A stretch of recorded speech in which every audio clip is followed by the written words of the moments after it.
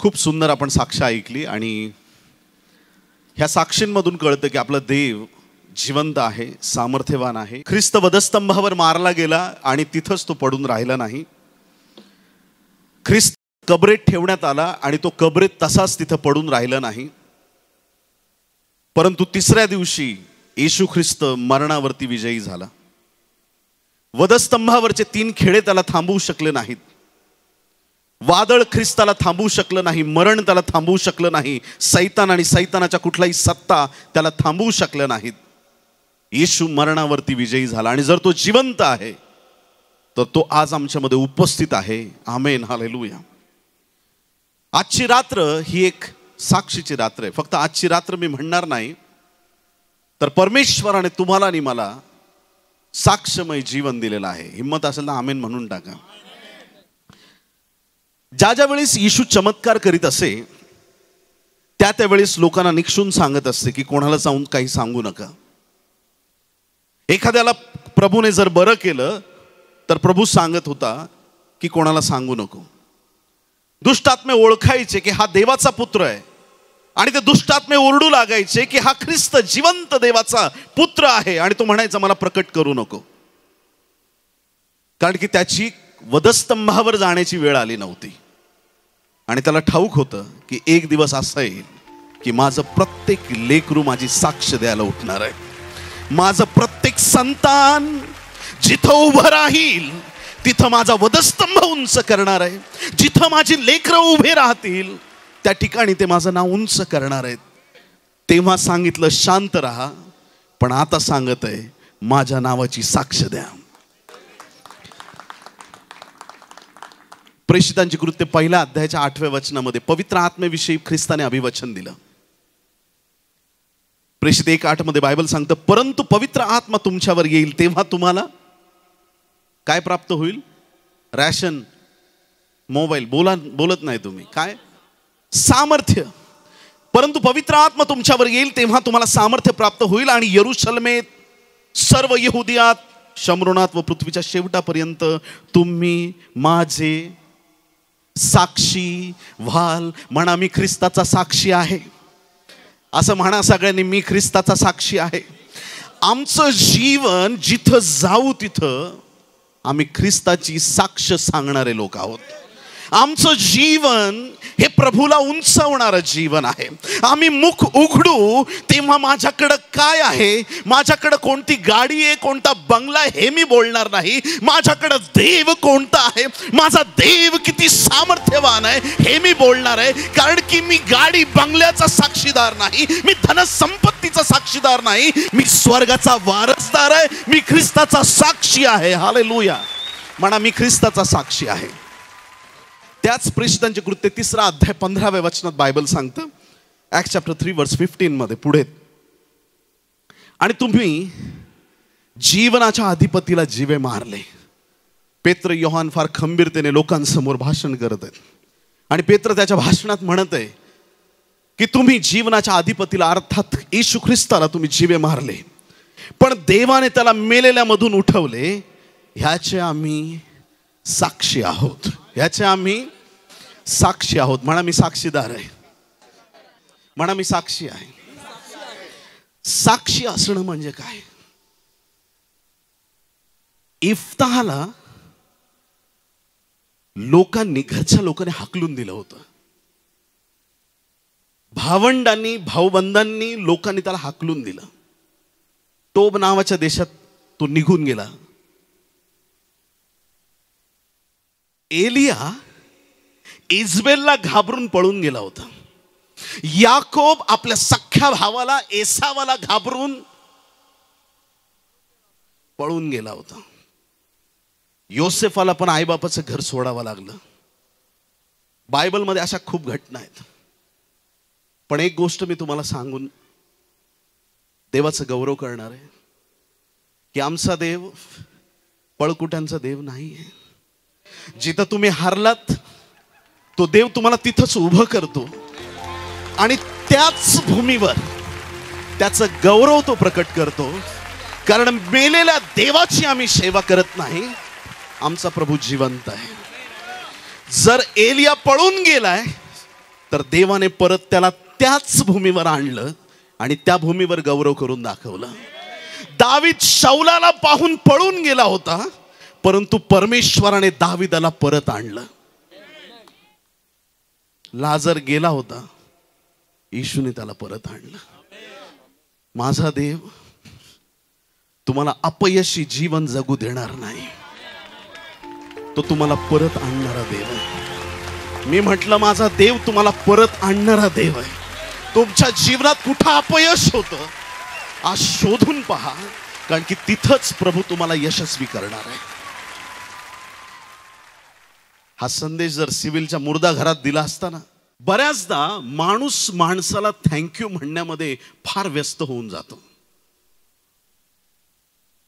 पण ज्या वेळेस तुम्हाला कळतं की एखादी गोष्ट आमच्या हाती राहिलेली नाहीये, आणि ज्यावेळेस स्वतः परमेश्वर त्याच्यात हस्तक्षेप करतो, ज्यावेळेस तो तुम्हाला दाखवून देतो की माणसांपेक्षा वरचढ असणारा देव मी आहे आणि मी तुमच्या बरोबर आहे, त्यावेळेस तुम्हाला ही गोष्ट पक्की कळते की हे गौरव फक्त माझ्या देवाचं आहे. हे जे काम केलंय ते काम माणसाने नाही, हे काम माझ्या परमेश्वराने केलंय. ती तुमची साक्ष सगळ्यात पहिली गोष्ट कोणाला गौरव देते? कोणाला? नक्की का? पहिली गोष्ट तुमच्या साक्षीने कोणाला गौरव मिळणार आहे? तुमच्या देवाला गौरव मिळणार, पहिली गोष्ट. दुसरी महत्वाची गोष्ट की तुमच्या साक्षीच्या द्वारे तुमचं आध्यात्मिक जीवन अजून प्रबळ होतं. आमेन. एकदा तुम्ही साक्ष दिली की तुमचं साक्ष देण्यामुळे तुमचं जीवन प्रबळ होतं. आता काही लोक मनात विचार करतात, जरा थोडा क्रम चुकतोय बाळक साहेब, असं काही लोक म्हणतील. का? कारण माझा विश्वास प्रबळ होता म्हणून माझी साक्ष तयार झाली. आणि तुम्ही सांगता की साक्ष दिल्याने माझा विश्वास प्रबळ होतो, असं कसं काय? कधी कधी हा आता स्टेजवरून इथून मोठ्याने ओरडणारा माणूस, कधी हा पण कधी प्रॉब्लेम मध्ये अडकतो. ऐकताय का तुम्ही? नाही ऐकत आहेत? ऐका. कधी असं होतं की मला पण कधी कधी असा दिवस येतो की मार्गच सापडत नाही. आता मी काय करू असं डोक्याला हात लावून कधी कधी बसतो मी की आता अडकलोय मी, काही पण असू दे, त्या समस्येतून मार्गच निघत नाही. मग मी घरदार सोडून माझी फॅमिली, लेकरं बाळं, माझं सगळं सगळं चर्च वगैरे सगळं बाजूला ठेवून मी कुठंतरी एकट्याच जाऊन बसतो. आणि एकट्याच जाऊन बसल्यानंतर माझी वही काढतो, माझं बायबल घेतो आणि त्या वहीवरती मी लिहायला सुरुवात करतो. आणि त्या वहीवरती अंक टाकतो, एक आकडा. पहिली साक्ष, देवाने माझ्या जीवनात काय काम केलं. दुसरी साक्ष, तिसरी साक्ष, अशा 20-30 साक्ष जेवढ्या आठवतील तेवढ्या त्या वहीमध्ये लिहून काढतो. आणि मग नंतर आज माझा जो प्रॉब्लेम आहे तो सगळ्यात शेवटी लिहितो. आणि परत एकदा ती लिस्ट वाचतो. ज्याने माझ्यासाठी हे काम केलं, ज्याने माझ्यासाठी हे काम केलं, ज्याने माझ्यासाठी हे पुढचं काम केलं, ज्याने माझ्या जीवनात असा पण चमत्कार केला, जेव्हा सगळ्यांनी मला टाकलं होतं, ज्या देवाने माझ्यावर कृपा केली, मी मरणाच्या दारात होतो, ज्या देवाने मला सोडवलं, माझ्या संकटात जो माझ्या कामी आला, ह्या देवाने माझ्यासाठी एवढी कामं केलेत. मग शेवटची गोष्ट वाचतो, ती गोष्ट मला फार तुच्छ वाटायला लागते. अरे जे काम एवढं माझ्या देवाने केलंय, हे पुढचं पण तोच करणार आहे. हालेलुया. तुम्हाला इन्करेजमेंटची कोणाच्या शब्दांची गरज पडणार नाही. तुम्हाला उत्साही करण्यासाठी कोणाला शोधायची गरज पडणार नाही. एकदा स्वतःच्या जीवनाला न्याहाळून बघा, देवाने काय चमत्कार केलेत, देवाने काय कृपा केली आहे, देवाने काय आशीर्वाद दिलेत. तुमची साक्ष तुम्हाला प्रबळ करणार आहे. पटलं का नाही पटलं? प्लीज पटवून घ्या, खूप लांबून आलोय मी. बरं, पहिली गोष्ट, तुमच्या साक्षीने देवाचा गौरव होईल. दुसरी गोष्ट, तुमच्या साक्षीने तुमचा स्वतःचा विश्वास अजून प्रबळ होईल. आणि तिसरी महत्वाची गोष्ट, तुमच्या साक्षीच्या द्वारे आजूबाजूचे लोक विश्वासात वाढतील. देवा, मी ऐकलंय ते आमायलेच की काय वाढलं होतं आणि तो मुलगा लईच डेंजर त्रासात होता. आमच्या बंटी ब्रदरनी सांगितलं की आशीर्वाद दिला देवाने, बाळाला आरोग्य दिलं. आमच्या घरातलं बाळ तो देव बरा करील का? जे काम त्यांच्या जीवनात झालंय ते काम माझ्या जीवनात. तुमच्या साक्षीने अनेक लोकांचा उद्धार होईल. जे खचलेत तुमच्या शब्दांत ते उत्साही होतील. जे मरणाच्या लागास लागलेत ते बिछाना झटकून उभे राहतील आणि त्यांना कळेल की तुमचा देव जिवंत आहे. आनंदीत मुर्दे उठून नाचले असते आणि म्हटले असते की आम्हाला पण उठायचंय. तुम्ही ऐकताय चर्च? आमचं जीवन तो साक्ष पूर्ण करतो. आमचं जीवन कसं करतो? साक्ष पूर्ण. असंच राहू देत नाही. आमच्या जीवनात तो असं काम करतो की तो आम्हाला आमच्या जीवनात त्याचा गौरव करायला लावतो. आणि साक्ष देणं म्हणजे काय? ज्यावेळेस बंटी ब्रदर स्टेजवर येऊन सांगतात सगळ्यांना ओरडून की माझा येशू जिवंत आहे, हालेलुया, काय घडतं माहिती आहे याच्यामधून? साक्षीमुळे 3 गोष्टी घडतात. किती गोष्टी? साक्षीमुळं 3 गोष्टी घडतात. सगळ्यात पहिली गोष्ट, तुम्ही साक्ष दिल्याने तुमच्या देवाचं गौरव होतं. कुणाचं गौरव? कधी कधी असं होतं की एखाद्या संकटात कुणी आपल्याला मदत केली तर कधी कधी लोक त्या व्यक्तीचं गौरव करतात की ह्या व्यक्तीमुळे झालं, ह्या माणसामुळे झालं. आता साक्षीने काय होतं? आणि आपण पहिली गोष्ट शिकलो की आपण साक्षी आहोत. कुणाचे? ख्रिस्ताचे साक्षी. दुसरी गोष्ट आपण शिकलो की साक्षीमुळे काय होतं. तिसरी महत्वाची गोष्ट समजून घेऊया की साक्ष म्हणजे काय. उदाहरणार्थ, माझं काहीतरी काम आहे, विशाल ब्रदरकडे आलो, त्यांनी काम केलं, तर ह्याला काही मी साक्ष म्हणणार नाही. माझं काहीतरी काम आहे, बंटी ब्रदरकडे आलो, त्यांनी माझं काम केलं, बल्लू ब्रदरनी माझं काही काम केलं, कुणी असं काहीतरी माझं काम केलं, मी त्याला साक्ष म्हणणार नाही. साक्ष मी त्याला म्हणेल जेव्हा सगळे फेल होतील,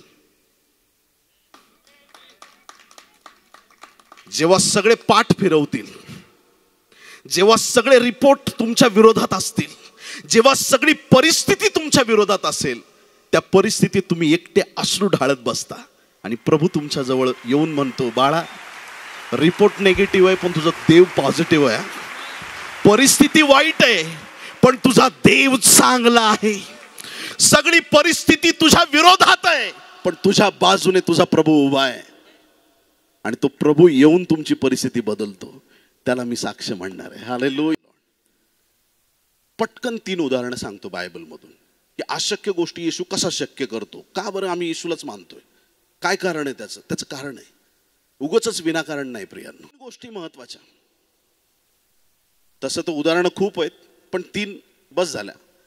कारण की आपण भात बनवताना अख्खा सगळा भात जमिनीवर टाकत नाही. हा शिजलाय, हा नाही शिजलाय. शीतावरून भाताची परीक्षा. एक शिजला म्हणजे सगळे शिजले, हो की नाही? थोडक्यात बोललं तरी भरपूर झालं.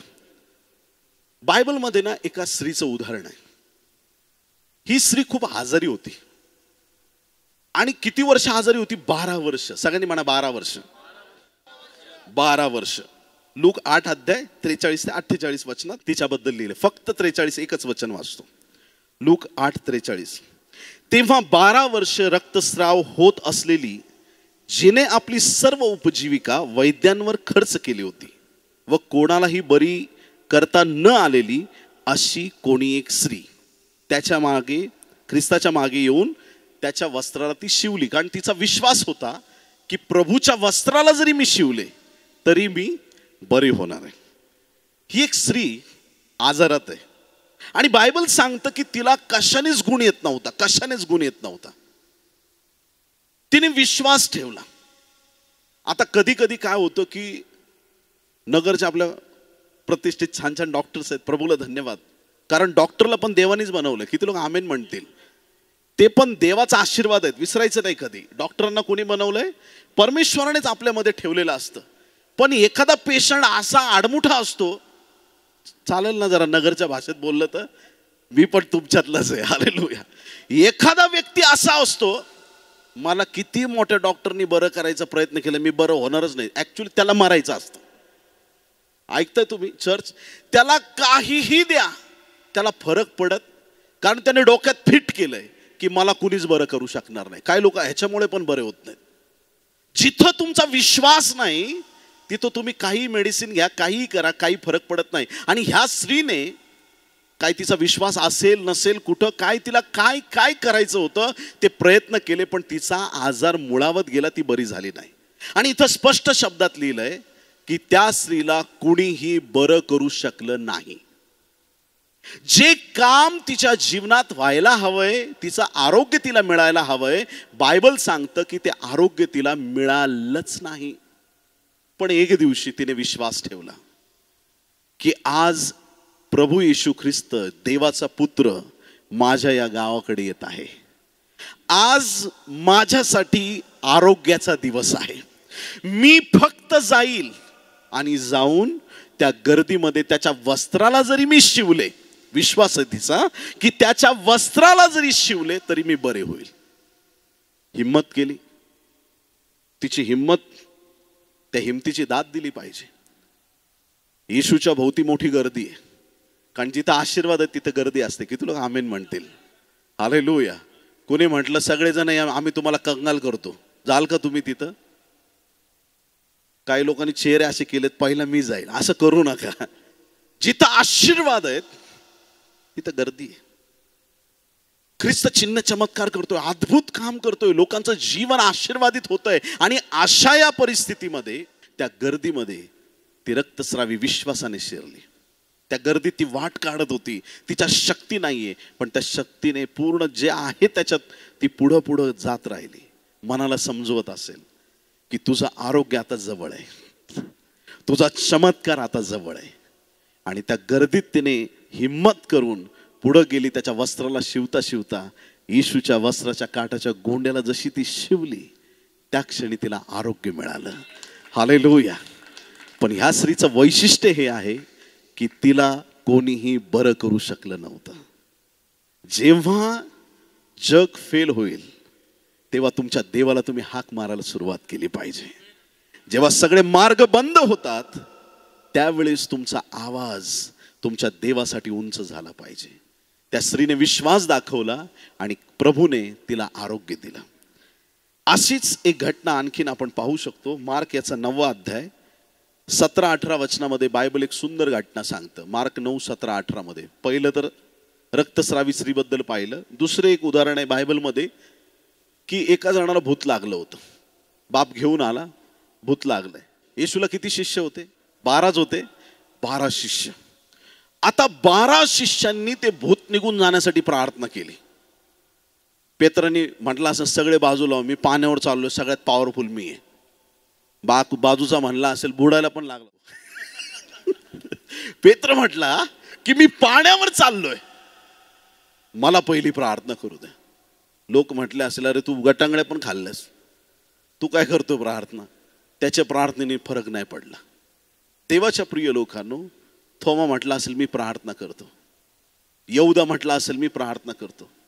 12च्या 12 शिष्यांनी प्रार्थना केली, पण भूत एकच म्हणत होतं, मी नाही जात.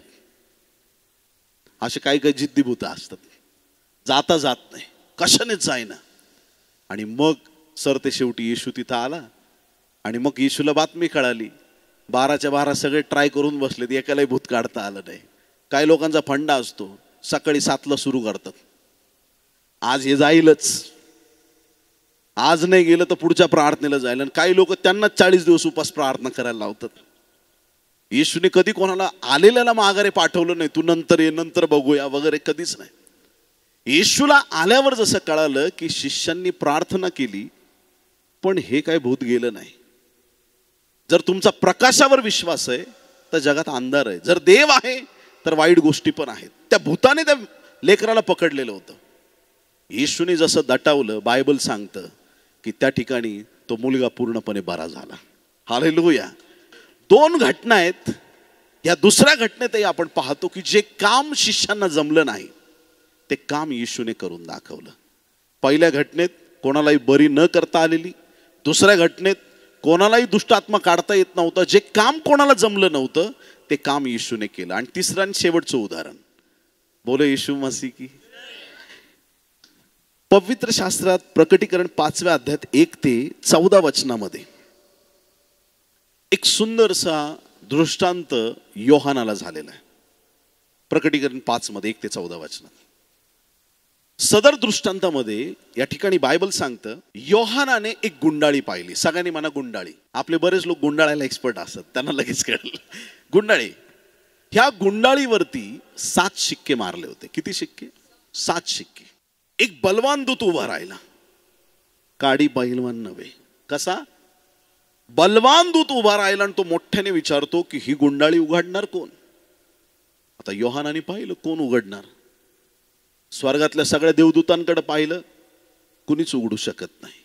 4 प्राण्यांकडे पाहिलं, कुणीच उघडू शकत नाही. 24 वडिलांकडे पाहिलं, कुणीच उघडू शकत नाही. पृथ्वीवर पाहिलं, कुणी माणूस उघडू शकत नाही. सैतान उघडू शकत नाही. दुरात्मे त्यांच्या तर लिस्टमध्ये पण नाव नाही. ती एक अशी गुंडाळी होती की ती उघडण्याची ताकद कोणामध्येच नव्हती. आणि योहान रडायला लागला. त्याला रडू आलं बायबल सांगतं. आणि मग वडील जनांपैकी एक उभा राहिला आणि त्याने म्हटलं, यहुदा वंशाचा सिंह तो येशू ख्रिस्त गुंडाळी उघडावयास समर्थ आहे. आणि मग तिथं दृष्टांत आहे 7 शिंग आणि 7 डोळे असलेल्या एका सुंदर अशा कोकऱ्याचं. त्या कोकऱ्याने ती गुंडाळी उघडली. प्रियांनो, हालेलुया. तो कोकरा कोण आहे? तो कोकरा, वधलेला कोकरा येशू ख्रिस्त आहे. जी गुंडाळी कोणाला उघडता आली नाही, ती गुंडाळी येशूने उघडली. याचा अर्थ जे प्रॉब्लेम तुम्हाला सॉल्व्ह होत नाहीत, ते प्रॉब्लेम येशूच्या हाती देऊन मोकळे व्हा. ज्या समस्या तुम्हाला सॉल्व्ह करता येत नाहीत, त्या गोष्टी प्रभूच्या हाती सुपूर्द करा. 3च गोष्टी आपण पाहिल्या. रक्तस्रावी स्त्री, भूत लागलेला मुलगा आणि गुंडाळी. 3ही गोष्टीमध्ये अशक्य गोष्टी प्रभूने शक्य केल्या आणि तिथं साक्ष निर्माण झाली. आज नंतर देवाचा दास या नात्याने तुम्हा सगळ्यांसाठी भविष्यवाणीचे शब्द देत आहे. ज्या गोष्टी तुमच्या जीवनात आज अशक्य आहेत, त्या आज नंतर अशक्य राहणार नाहीत.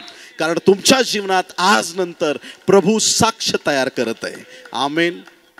मी प्रभूला धन्यवाद देतो. देवाच्या प्रिय लोकांनो, आज निमित्त काही असो, पण आज परमेश्वराने आपल्या सगळ्यांना इथं एकत्रित केलंय. ज्या ज्या कानांपर्यंत हा आवाज जातोय, जर आज तुमच्या जीवनात कुठलीही समस्या असेल आणि तुम्हाला उत्तर मिळत नसेल, तुमचं एखादं काम डिले होत आहे किंवा एखाद्या परिस्थितीतून तुम्हाला बाहेर येता येत नाही, तुम्ही खूप वर्ष स्ट्रगल करताय, प्रभू मला काय करावं लागेल, तुम्हाला समजत नाहीये, एक प्रार्थना करा. प्रभू, माझं जीवन मी तुला समर्पित करतो. मी विश्वास ठेवतो की तू आज माझ्यासाठी काहीतरी काम करणार आहेस. माझ्या जीवनात तू साक्ष तयार कर. हालेलुया. आम्ही कोणाचे साक्षी आहोत? येशूचे साक्षी आहोत, ख्रिस्ताचे साक्षी आहोत. माझा विश्वास आहे की आज परमेश्वर अनेकांना स्पर्श करणार आहे. आजचा दिवस साक्ष देण्याचा दिवस आहे. आमेन. हालेलुया. प्रभू आपल्याला आशीर्वादित करो. पवित्र पवित्र पवित्र परम पवित्र थोर सनातन आमच्या स्वर्गीच्या देवा, नासुरी येशूच्या नावात पिते आम्ही तुझ्या चरणाशी येऊन प्रार्थना करतो. आज जे वचन आमच्याकडे आलंय, आम्ही जगाचे नाही देवा, आम्ही तुझे साक्षी आहोत. या जगात आम्ही तुझं गौरव करणारे लोक आहोत. जगाने तर आम्हाला कधीच धिक्कारलं, कधीच आम्हाला टाकून दिलं. प्रभू आज आमचं जीवन आम्ही तुला नव्याने समर्पित करीत आहोत आणि आम्ही सर्वजण एक अंतःकरणाने मनापासून तुझकडे प्रार्थना करतो. निमित्त काही असो प्रभू, पण प्रभू आज आम्हा प्रत्येकाला तुझ्या चरणाशी तू नतमस्तक केलंस. प्रभू तुला आम्ही धन्यवाद देतो. ज्या अडचणी, जे दुःख, जे तणाव, जे टेन्शन घेऊन तुझी लेकरं तुझ्या चरणाशी आले, प्रत्येकाला प्रभू तुझ्या पवित्र रक्ताळलेल्या हाताचा स्पर्श कर देवा. सगळं अडखळणं निघून जाऊ दे. ज्यांना आरोग्याची गरज आहे त्यांना आरोग्य दे. जे समस्यांनी त्रस्त आहेत प्रभू, त्यांना समस्यांमधून तू बाहेर काढ. ज्या अडचणींमध्ये सापडले, ज्यांची कामं रखडली आहेत प्रभू, अनेक प्रयत्न करूनही ज्यांना यश मिळत नाही देवा, आज रात्री त्यांच्यासाठी तू अद्भुत कार्य कर आणि प्रत्येकाला दाखवून दे की सेनांचा यहोवा देव हा जिवंत परमेश्वर आहे. जेही आम्ही येशूच्या नावात मागतो ते आम्हाला प्राप्त होतं, याची खात्री प्रत्येकाला होऊ दे. राजा पित्या, तुला धन्यवाद देतो. आज आमची प्रार्थना धुपाप्रमाणे तुझ समोर सादर झाली. येथून पुढचा सगळा वेळ समय आम्ही तुझ्या हाती सुपूर्त करतो. ही सर्व प्रार्थना उद्धारक येशू याच्या गोड पवित्र आणि सर्वोच्च नावात मागतो म्हणून पिता. आमेन आमेन आमेन आमेन. टाळ्या वाजून प्रभूला धन्यवाद देऊया. बोलो येशू मसीह की, येशू मसीह की. Amen. God bless you. Thank you.